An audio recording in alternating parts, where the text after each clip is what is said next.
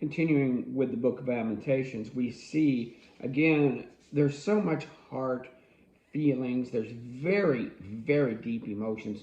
There's all these figurativisms that are put in where the Zion is talked about, Jerusalem is talked about here, even Jerusalem is as a menstruous woman among them, how that it has not just been abandoned by God, but God has also purposely became the adversary of the people that he led into the promised land, that he gave victory to for battle after battle, and yet here they were being the enemies of God.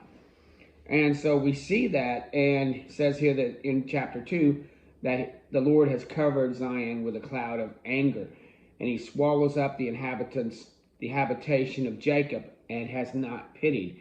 The idea that we see this stomping of Jerusalem justly by God because he has, again, poured his heart. There is a scripture that we didn't go to, I think it was in Isaiah, where he says, what more could I have done for my vineyard? The idea that he kept forgiving, and they got worse. He kept forgiving. He gave them prophets. He gave them victories. He gave them all these things going on, and still they wanted their sin. They rejected him, and finally he rejects them, except for he will keep a remnant that he will use to keep the promises that he made to Abraham, Isaac, and Jacob, and to David. He will keep his promises. See, that's what people use the word sovereign. Sovereign. That's what is sovereign. It's not his choice for the individuals, but his choice for the plan. Once he plans something like that, at that level, he will make sure that he keeps his word. But that doesn't mean that along the way, if you take a left turn, he will keep working with you. He kept pulling them back. He kept wooing them back. He kept showing them the blessings of following him, and they would not. That is what Jesus said. Jesus put a capstone on this, in a sense, when he was going towards Jerusalem right before his passion, and said, O Jerusalem, how I would have brought you in like a hen would her chicks, but you would not. That's exactly what Lamentations is about. But you would not. And then God becomes their enemy. He has cut off in his fierce anger all the horn of Israel, the leadership of Israel. He has cut off. He has violently taken away his tabernacle. His sanctuary has been taken away. So we see in chapter 2 also, where he has done this thing. The Lord has done that which he has devised. This was not something that came across just by accident or happenstance, or it just came up, at a board meeting or something. He devised this plan and even warned them of it, even as far back as book of, I think in Deuteronomy and even in Exodus. He talks about that if you're with me, things will go like this, but if you turn against me, he even warns Solomon, I'll be with you, but you turn against me, and this is what's going to happen. In chapter 3, it says, the writer says, I am the man that has seen affliction by the rod of his wrath. He has led me and brought me into the darkness and not into the light. Jeremiah witnessed what happened, as did Lot. Witnessed what happened to Jerusalem, what happened to the inhabitants. Surely against me, as he turned his hand against me all the day. Even though it didn't go personally against Jeremiah himself, he's identifying with the city in chapter 3. He and the city are synonymous as he feels the pain of what has happened to Jerusalem. My flesh and skin he made old. He has broken my bones. He has built against me and encompassed me with gall and travail. He has set me in dark places as they that are dead of old. He has hedged around me that I cannot get out. And when I cry and shout, he shutteth out my prayers. Wow, that is such a distancing from this encompassing God who put his name on the city. Now he shut it up. He shut up from the prayers. He has made me as a bear lying in wait and as a lion in a secret place. He has turned aside my ways and pulled me in pieces. He has made me desolate. Again, talking about the city. And there's so much pain here. When you really read this slowly and you just stop and just like in Psalms, let yourself feel what the author is saying. And God is even feeling this. You don't see him with glee. You don't see him with happiness. Let me show you what happens when you make me mad. You don't even get that. Just the opposite. He was not willing. Like I said in 3:33, I'll drop down there. He doth not afflict willingly, nor grieve the children of men, to crush under his feet all the prisoners of the earth, to turn aside the right of a man before the face of the Most High. He wants to give man a right to stand before his Maker, to be judged, or to find mercy and compassion. But these people would not. He has filled me with bitterness, he says, and drunken with wormwood. And here, though, there's a little bit, my strength and my hope is perished from the Lord, remembering that mine affliction and my misery, the wormwood and the gall, my soul hath them still in remembrance, and it has humbled me. The idea of what he was participating in, Jeremiah was very humbled by. He saw the affliction. He saw it like gall. He saw it like wormwood. And it humbled him, and it should humble us. We should get vicarious humility and fear from this at what God does to sin. We think we're just because we're safe because of the blood of Christ doesn't mean that our sanctification is not something important that we should keep our eyes upon. There is a little bit of hopefulness, a little bit of speck of hopefulness here. It is of the Lord's mercies that we are not consumed, because of his compassions fail not. Now, that's an interesting phrase. In the middle of all this wrath, he is having compassion. That he hasn't wiped us out 100%. That he didn't just clean us like a plate. And several times he wanted to. Remember, Moses interceded with him to say, no, you don't want to wipe them out. If you remember, that happened in Exodus. And he goes, you don't want to because you placed your promise on these people. But here he's saying that the writer here still has that hopefulness because God will be a promise-keeping God. There is some sunshine here, just a little small bit, where he says, he talks about his mercies are new every morning, and great is thy faithfulness. The Lord is my portion, saith my soul, therefore I will hope in him. Even though he is mine enemy, and the enemy of Jerusalem, my hope is in him. So we see that your hoping is that this God who's a covenant-keeping God, who deep down wants to save Israel, will one day redeem Israel. But right now he is turning against Israel. So you get this kind of thing going. There's some hopefulness here. It is good for a man that he bear the yoke in his youth. He sitteth alone and sitteth silent, because he has borne it upon himself. He putteth his mouth to the dust, as if so he there may have hope. So the idea of humility, of putting your mouth to the dust, the idea of having this humbleness that, again, we had the idea later on we had this idea actually in the past from this point of view, because this is Jeremiah, with Jonah. Jonah would have happened that, the idea that God had mercy on Nineveh, because they showed humility. There were several times God moved because of humility.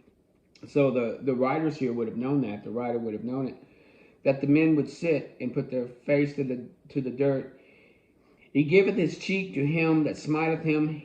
He is filled with reproach. For the Lord will not cast off forever. For though he cause grief, yet he will have compassion according to the multitude of his mercies.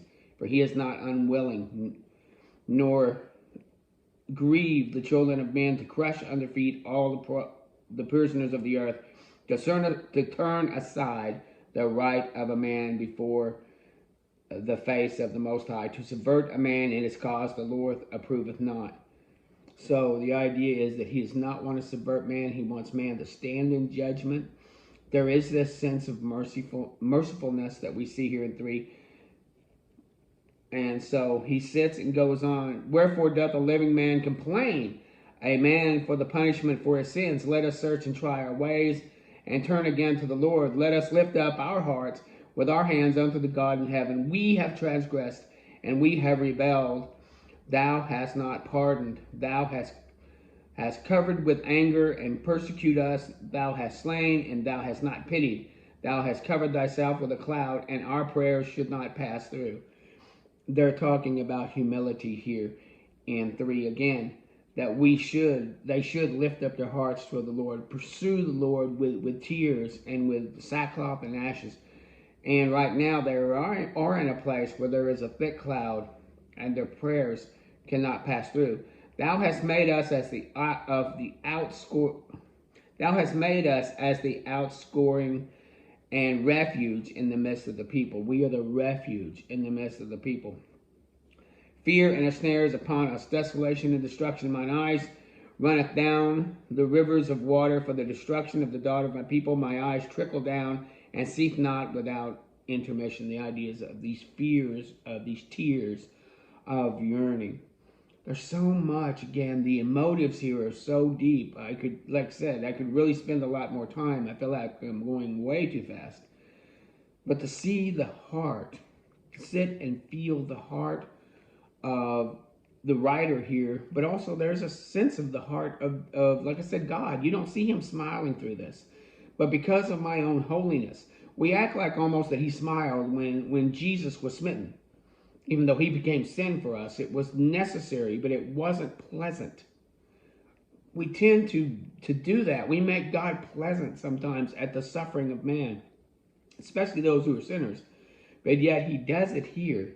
He is not, we don't get any kind of pleasure that he has. He was unwilling, but because of who he is, because he is just, because he is holy, and because we have sinned, that all of this has come across. And he gave them decades and prophets and time. And finally it became way too much. So he talks about the tears here that he was having. O Lord, thou hast pleaded the causes of my soul. Thou hast redeemed my life. Lord, thou hast seen my wrong. Judge thou my cause. Judge me. Judge me in my humility. So he goes on talking about that. Behold, the sitting down and the rising up. I am the music. He's talking about of his enemies. That he, again, at the end of 3, talks about those who devise devices and inventions against them. That their enemies really went to the nth degree, really went off a little bit extra to try to hurt them and to destroy them. How the gold has become dim. How the most fine gold changed, and the stones of the sanctuary are poured out at the top of every street. The precious sons of Zion, comparable to fine gold. How are they esteemed as earthen pitchers? The work of man is the potter. These guys who were gold are now being destroyed. They're being destroyed by God, but also by these nations around them. The tongue of the suckling child cleaveth to the roof of his mouth for thirst. The young children ask for bread, and no man breaketh it unto them.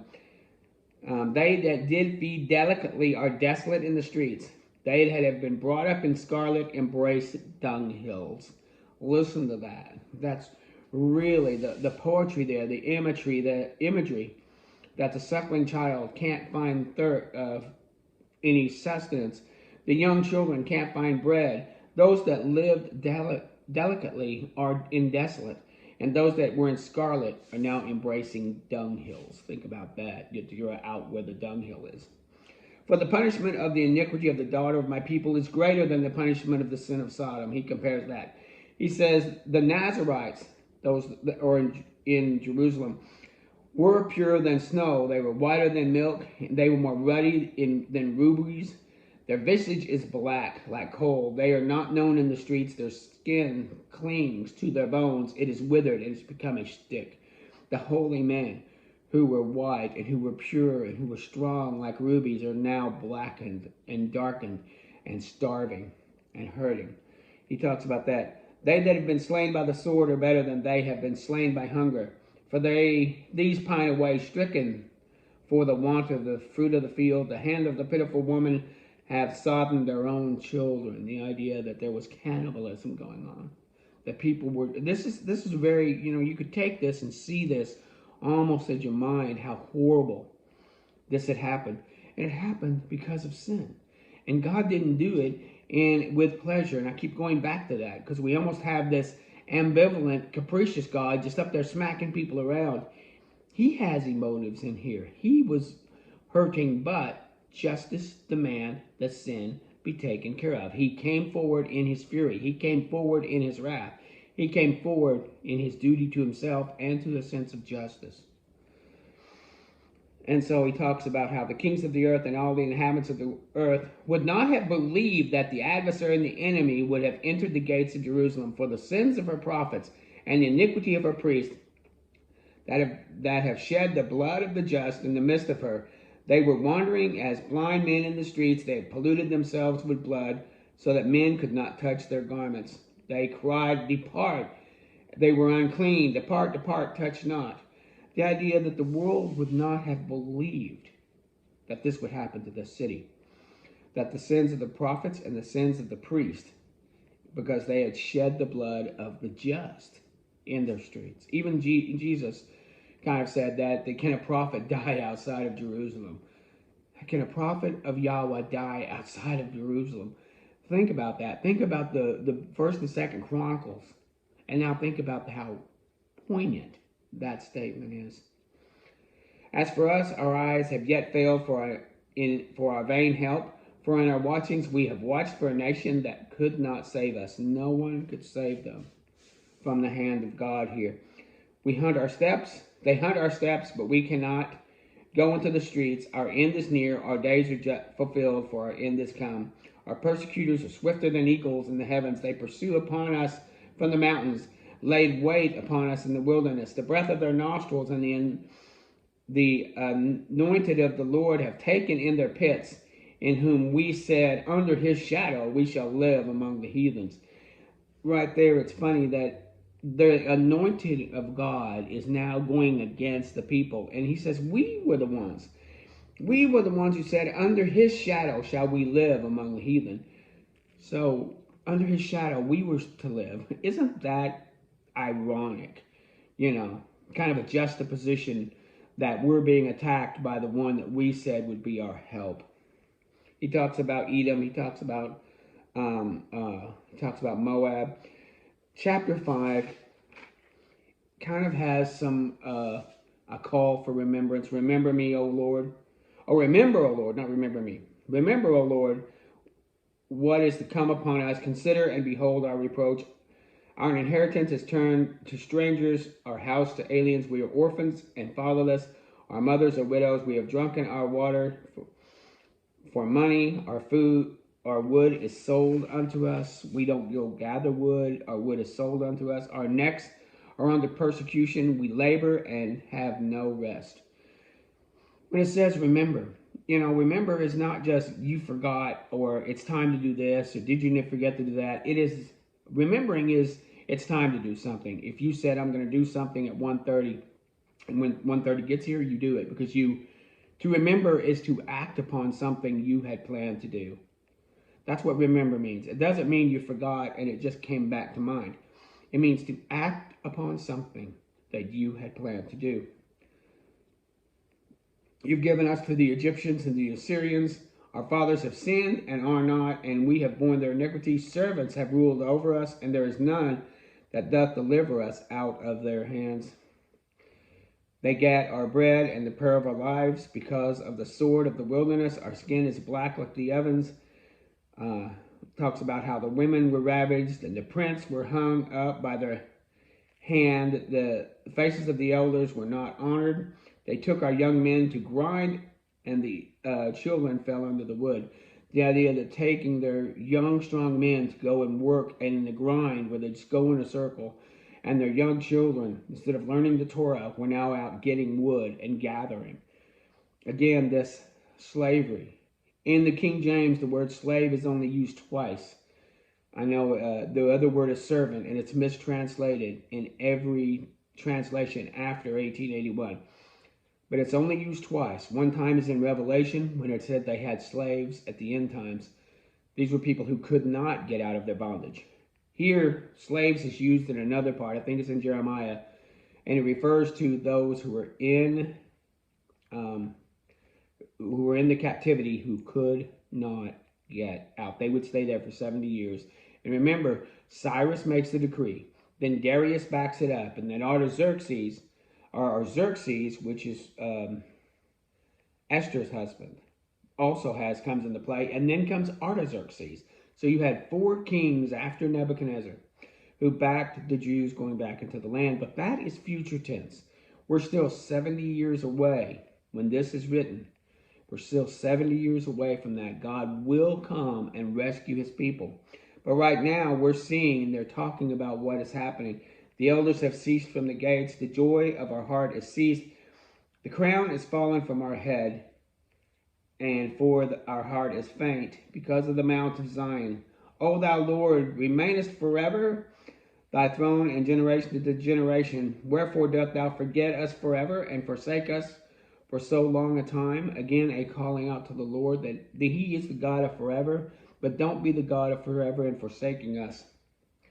Turn thou unto us, O Lord, and we shall turn, and we shall be turned. Renew our days of old, but thou hast utterly rejected us. Thou art very wroth with us. I'm very angry with us. And again, this was written at the very beginning, about the time Jerusalem went to Babylon in about 587 BC. So it's written about that time, or maybe a little after, this poetic form to share the pain. To share with us the pain of the separation and the violence that comes from not having Yahweh on your side.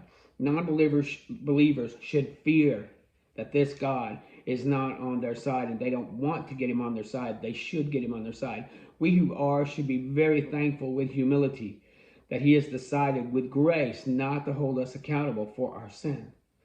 And we should have allegiance, honor, and respect to this God. So see the God of Lamentations. Feel the pain of the writer, of the prophet. And see this God with clarity, because he is the God who's coming back. He's coming back to take back his land and fulfill his promises. And he will do that. But we see this pain here, and he says he was wrought against us. Those are very sad words. They should never have felt this pain. They should never let sin go and abandon God, who chose, except for a remnant, to abandon them. It's a very sad book. Very, very sad.